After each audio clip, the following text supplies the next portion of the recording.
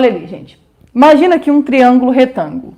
Esse ângulo aqui a gente já sabe que é o maior ângulo da figura. Então, consequentemente, o lado BC vai ser o maior lado dessa figura. Eu vou chamar ele de A. Você deve lembrar aí que ele é a hipotenusa do seu triângulo. E a hipotenusa, gente, sempre vai ser o maior lado de um triângulo retângulo. Por quê? Pela propriedade que a gente acabou de ver. Num triângulo, o maior lado fica oposto ao maior ângulo. Os outros dois vão ser os catetos. Vou chamar esse cateto aqui de B e vou chamar esse cateto aqui de C. O que o Teorema de Pitágoras fala? O Teorema de Pitágoras fala que a hipotenusa ao quadrado é igual à soma do quadrado dos catetos. Então, A ao quadrado é igual a B ao quadrado mais C ao quadrado. Qual que é a grande vantagem de você trabalhar com o Teorema de Pitágoras? A vantagem que tem aqui, gente, é porque se você souber dois lados do triângulo, dá para descobrir o terceiro. Ou então, se você souber uma relação entre os lados do triângulo, também dá para descobrir quem são eles, pensando no Teorema de Pitágoras. Mas a gente vai chegar nisso com calma, tá? Por enquanto, quero que você pense na ideia mesmo, no Teorema de Pitágoras. Hipotenusa ao quadrado é igual à soma do quadrado dos catetos. O que vai ser a coisa mais importante que você tem que saber a respeito dessa parte que a gente vai ver? É muito comum em geometria você ter que descobrir quanto que vale o tamanho de um segmento qualquer. Então, de repente, ele te dá lá um segmento e ele te pergunta quanto que vale. E aí você pode buscar algumas alternativas. Na maior parte das vezes, a gente vai resolver isso usando o Teorema de Pitágoras. Como assim? Tem hora que você nem tem um triângulo, mas você consegue criar um triângulo retângulo ali e a partir daí aplicar o Teorema de Pitágoras. Uma coisa que eu quero que você coloque na sua cabeça aí é que sempre que você estiver procurando o tamanho de um segmento, se você conseguir fazer com que esse segmento faça parte de um triângulo retângulo, a sua tarefa está mais fácil. Por quê? Porque aí o Teorema de Pitágoras funciona. Agora, se não der para fazer isso, porque às vezes não vai dar, a gente vai ter que buscar uma outra estratégia. Aí essa estratégia pode ser fazer uma semelhança de triângulos, usar alguma coisa relacionada à trigonometria, não sei, tudo vai depender de cada caso. Mas quando der para a gente colocar dentro de um triângulo retângulo, se a gente souber os elementos ali, a gente consegue resolver a partir do Teorema de Pitágoras. Então, o nosso foco principal vai ser esse. E eu vou começar te dando um exemplo que nem é com triângulo, só para você ter uma ideia de como que a gente pode usar essa estratégia. Dá uma olhada aqui num exemplo bem simples, mas para você começar a entender essa ideia que eu quero que você assimile aí. Imagina aquela figura que está ali. Aquilo ali é um trapézio. Eu quero descobrir quanto que vale o perímetro daquele trapézio. Primeira dúvida que você pode ter. Ah, Ju, não lembro muito bem o que é trapézio. Não se preocupe, porque nós vamos falar sobre quadriláteros. A gente vai chegar nessa parte. Mas o que é um trapézio? Trapézio é um quadrilátero que tem um único par de lados paralelos. Esses lados paralelos são as bases. BC paralela a AD. Como é que eu sei que é o BC que é paralelo a AD? Repara que aqui está formando ângulos iguais. Todo trapézio vai ter ângulo de 90 graus? Não. Esse aqui é o que a gente chama de trapézio retângulo. O que eu quero? Eu quero descobrir quanto que vale o perímetro desse trapézio. Lembra aí, o que é perímetro? Perímetro é a soma dos lados. Então, eu quero descobrir quanto que vale a soma dos 4 lados desse trapézio. Para isso, ele me deu algumas informações. E aí, o que você vai fazer? Você vai sempre pelo procedimento padrão, que é pegar as informações que estão aqui e colocar lá na sua figura. Ele começa contando que a AB mede 12. Depois ele fala que BC mede 15, AD mede 20, e a gente vai ter que descobrir, como eu quero o perímetro, a gente vai ter que descobrir quanto que vale o segmento CD. Lembra do que eu falei? Eu quero descobrir quanto que vale o segmento CD.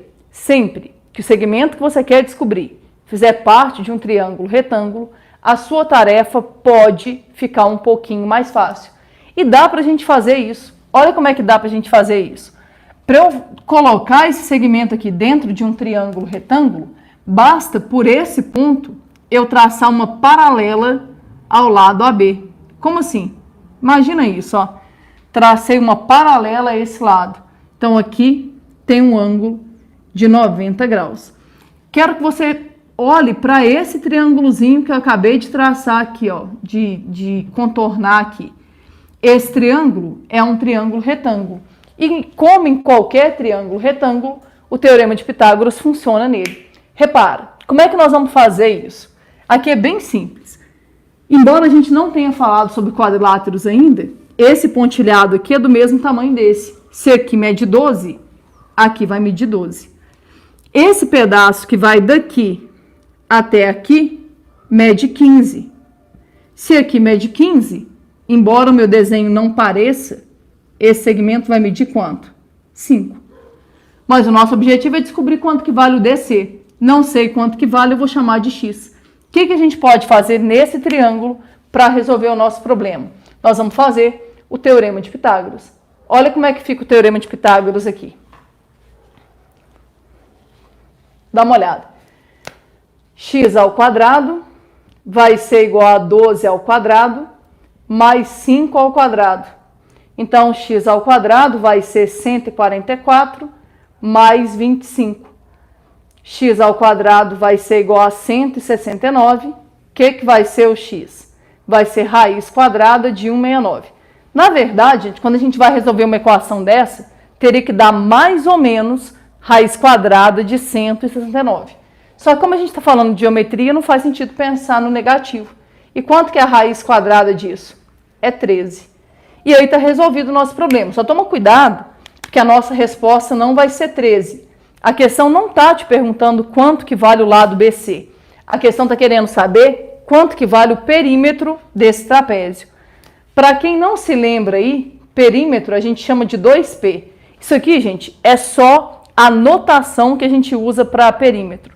Se você quiser chamar de P, de A, de C, você pode chamar da letra que você quiser. Eu vou chamar de 2P.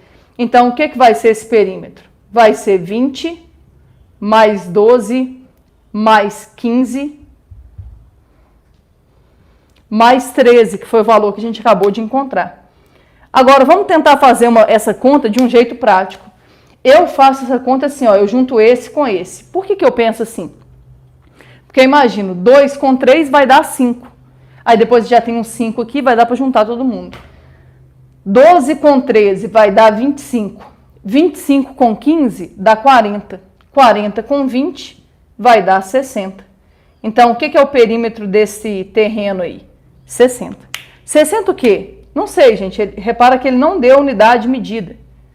Você sabe que na prova do Enem, provavelmente ele colocaria um contexto, né? Ia falar que aquilo ali é um terreno e que aí aqueles lados medem 12 metros, 15 metros. Aí a sua resposta seria 60 metros. Mas eu não me preocupei aqui em colocar a unidade de medida, não. O que eu quero que você entenda? Vá se acostumando com isso.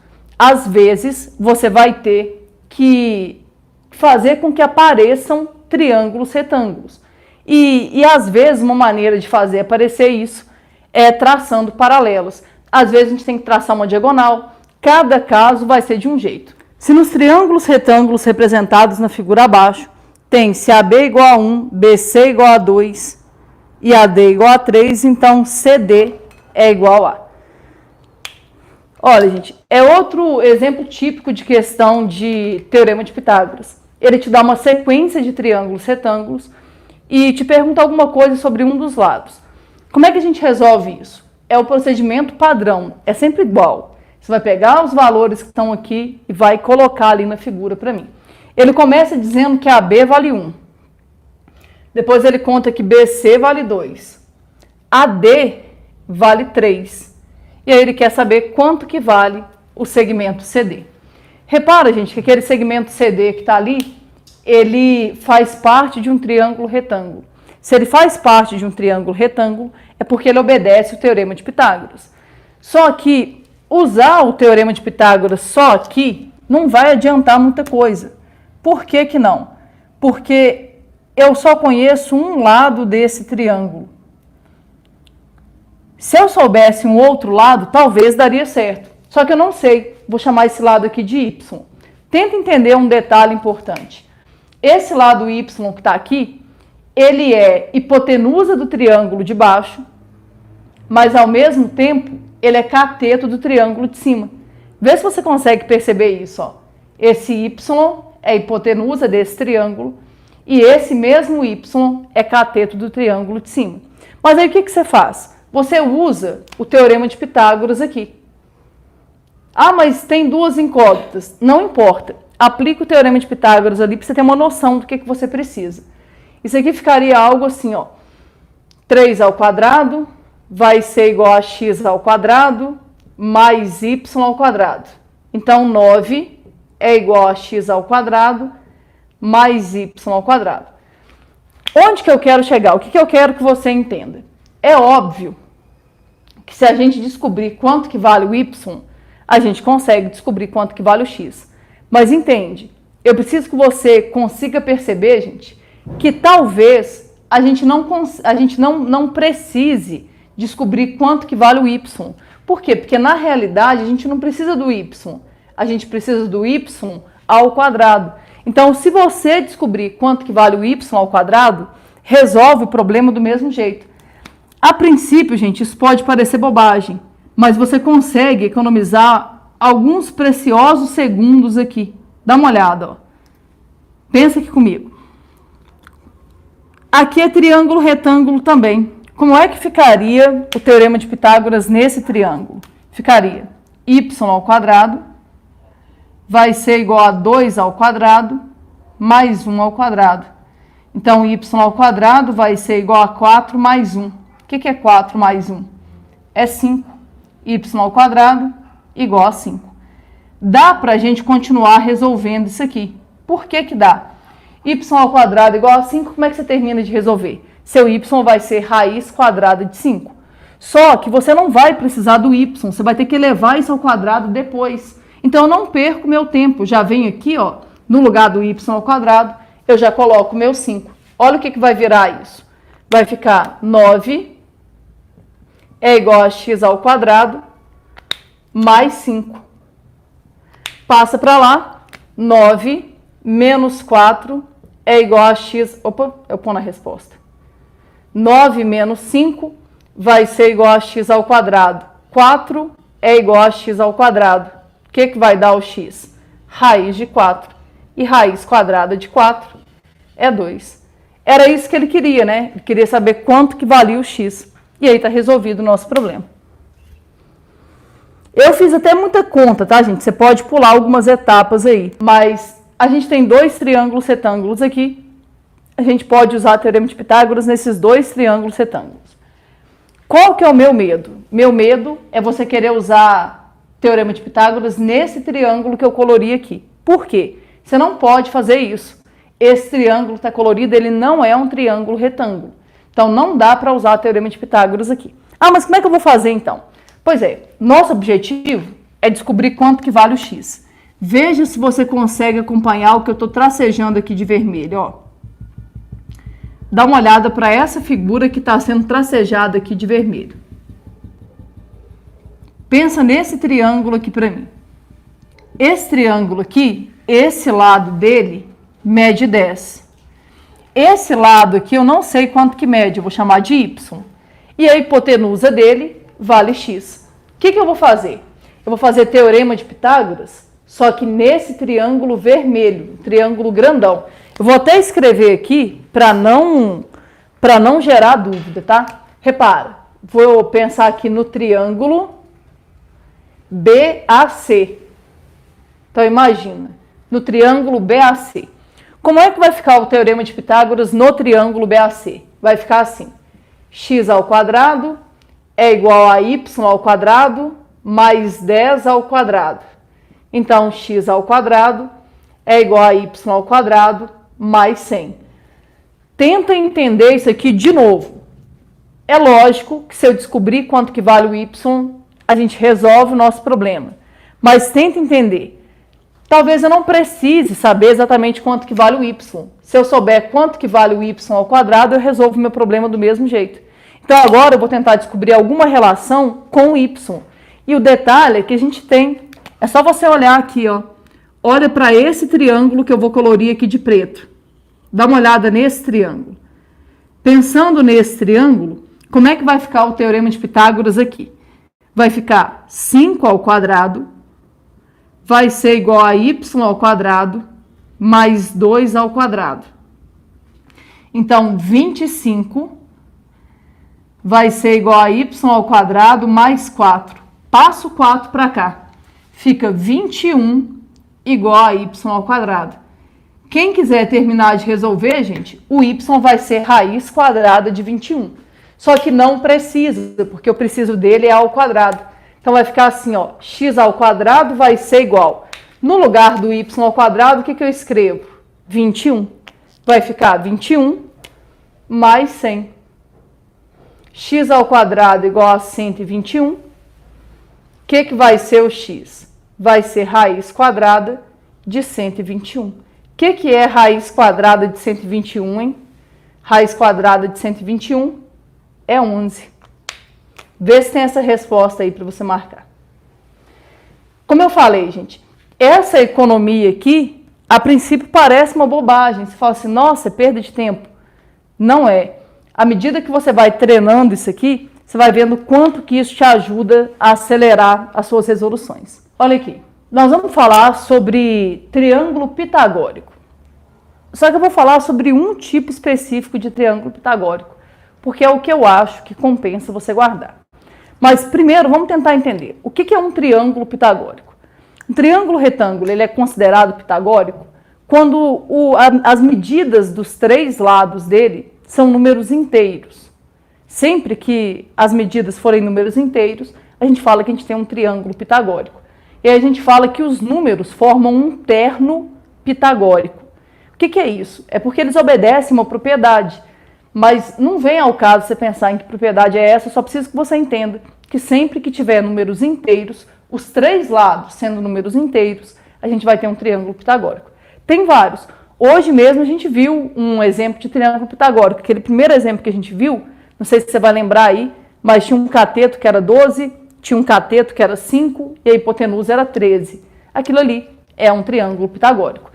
Só que eu não vejo tanta necessidade de você decorar isso para aquele caso, porque não é um triângulo que aparece com tanta frequência. Agora, esse triângulo pitagórico aqui, ele vai aparecer com muita frequência e geralmente eles usam números grandes. E aí, se você lembrar da possibilidade dele ser um triângulo pitagórico, a sua vida pode se tornar um pouquinho mais fácil. Eu vou tentar te mostrar isso aqui. Aqui, ó. Falei que é um triângulo com lados 3, 4 e 5. Na verdade, é um triângulo que tem um cateto medindo 3 vezes K, o outro cateto medindo 4 vezes K, e aí a hipotenusa vai ser 5 vezes K. Vamos tentar entender que lógica é essa. Presta bastante atenção. Quando eu falo assim 3K, eu estou pensando no múltiplo de 3, aqui é um múltiplo de 4, aqui é um múltiplo de 5. Só que tem que estar multiplicado pela mesma constante. Então, por exemplo, 3, 4 e 5 é um triângulo pitagórico, porque um cateto é 3 vezes 1, o outro é 4 vezes 1, a hipotenusa é 5 vezes 1. Mas ao invés de ser assim, podia ser 6, 8 e 10. Podia ser, sei lá, 300, 400, 500. Essa constante vai depender. O importante é você saber identificar esse tipo de triângulo. Primeiro, vamos entender por que isso aqui funciona, tá? Eu vou pensar no teorema de Pitágoras. Me ajuda. Como é que ficaria o teorema de Pitágoras aqui? Imagina que a gente não saiba a hipotenusa. Eu faria algo assim, ó. BC ao quadrado vai ser igual a 3K ao quadrado mais 4K ao quadrado. Então, BC ao quadrado vai ser igual. Gente, esse quadrado aqui, ele vem tanto para o 3 quanto para o K. Fica 9K ao quadrado. Aqui vem para o 4 e para o K. Fica 16K ao quadrado. Então, BC ao quadrado vai ser igual 9K ao quadrado mais 16K ao quadrado dá 25K ao quadrado. O que vai ser o BC? Vai ser a raiz disso. O detalhe, gente, é que o 25 tem raiz exata, o K ao quadrado também tem raiz exata. Olha o que vira isso. BC vai ser 5K. Por quê, gente? Raiz quadrada de 25 é 5, raiz quadrada de K ao quadrado é K. Que tipo de medo que eu tenho em relação ao triângulo pitagórico? É você se confundir. Para ser um triângulo 3, 4 e 5, um cateto tem que ser 3 vezes uma constante, o outro cateto tem que ser 4 vezes a mesma constante, e aí a hipotenusa vai ser 5 vezes essa mesma constante. Quando os números são muito pequenos, tem gente que nem gosta de usar, fala assim, ah não, vou gastar energia à toa pensando no triângulo pitagórico, os números nem eram tão grandes. Beleza, só que quando o triângulo tiver lados grandes, você vai ver que usar isso aqui pode ser muito proveitoso, pode ser que você economize muito tempo. Eu te dei um triângulo retângulo, estou te contando quanto que mede 2 lados desse triângulo retângulo, e eu quero descobrir qual que é a medida desse terceiro lado. Um teorema de Pitágoras resolve a nossa situação. Aqui a mesma coisa, ó. Eu te contei 2 lados de um triângulo retângulo, você consegue descobrir quem é o terceiro. Só que o que acontece, gente? Os números já não são tão agradáveis assim de lidar. Aqui até que ainda vai, dependendo, você não vai ter tanta dificuldade para mexer. Mas é meio chato fazer isso. Imagina, 45 ao quadrado, depois 27 ao quadrado, meio chato. Mas dá para fazer. Aqui já é bem mais complicado. Por quê? Você tem que fazer 140 ao quadrado, depois tem que fazer 105 ao quadrado, tem que somar os dois, vai dar um número gigante, depois ainda tem que tirar a raiz desse número gigante. Dá muito trabalho fazer isso. Então, o que eu faço? Quando eu estou resolvendo um problema de teorema de Pitágoras, a primeira coisa que passa pela minha cabeça é, será que esse triângulo não é um triângulo 3, 4, 5? Porque se ele for, eu não vou ficar gastando meu tempo à toa, não. Se ele não for, beleza, não vou ter o que fazer, eu vou ter que fazer o teorema de Pitágoras. Mas se ele for, eu consigo me virar melhor. E é isso que eu faço. Como assim? Eu olho aqui e penso, aqui mede 45. Aí eu imagino o seguinte, 45, será que isso é um múltiplo de 5? 45 é a mesma coisa que 5 vezes 9. Só que só isso, gente, não é suficiente para você afirmar que se trata de um triângulo pitagórico. Eu preciso que um cateto ali siga a mesma regra. E repara, ele segue, porque o que é 27? 27 é 3 vezes 9. Olha onde que eu quero chegar. Aqui eu tenho 5 vezes uma constante, aqui eu tenho 3 vezes a mesma constante. Só vale se for a mesma constante.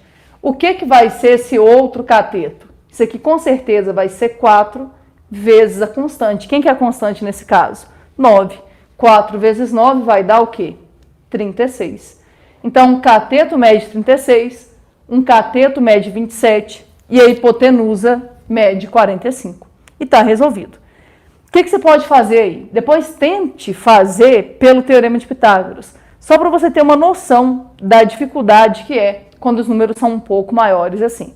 Então, o que eu faço sempre? Eu sempre paro e penso, será que é um triângulo pitagórico? Porque se for, eu vou ter muito menos trabalho para fazer isso. Se não for, gente, aí infelizmente é abaixar a cabeça e fazer conta, porque não vai ter outra solução, você vai ter que fazer, tá? Agora, e esse aqui? Aqui, gente, se não for um triângulo pitagórico, a gente está bem enrascado. Por quê? Porque os números são muito grandes. Mas lembra, a esperança que é a última que morre. A gente vai tentar ver se a gente consegue perceber que isso aqui é um triângulo pitagórico. Para ser um triângulo pitagórico, repara que aqui eu tenho os catetos. Um cateto tem que ser múltiplo de 3 e o outro tem que ser múltiplo de 4. Esse aqui não me parece ser um múltiplo de 3, ó. Se você somar, você vai ver que vai dar 5. 5 não é divisível por 3. Aqui é. Então, o que você faz? Vem aqui e divide 105 por 3, para você descobrir quem é a constante. Aqui eu não precisei fazer isso, porque o número ele era relativamente pequeno. Faz aqui, ó. 10 por 3 dá 3, 3 vezes 3 dá 9, vai sobrar 1, desce o 5. 15 por 3 dá 5 e não sobra nada. O que vai ser esse 105? 105 vai ser 3 vezes 35. Esse aqui, a minha esperança é que ele seja um múltiplo de 4. Divide por 4. 140 dividido por 4. 14 por 4 dá 3. 3 vezes 4 dá 12, sobra 2, desce o 0. 20 por 4 dá 5 e não sobra nada. Então, aqui é 4 vezes 35. Confere aí para mim, ó.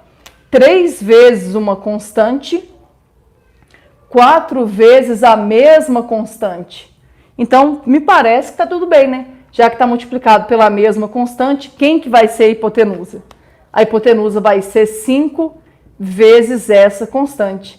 E 5 vezes 35 dá quanto, hein? 175. E aí você consegue resolver sem muitos problemas, tá? É importante que você treine isso, mas só use essa ideia do triângulo pitagórico se você tiver certeza que de fato ele é um triângulo pitagórico. Meu medo é você encontrar algo assim. Por exemplo, aqui é 3 vezes 35, aqui é 4 vezes 40. Não vale. Tem que estar multiplicado pela mesma constante.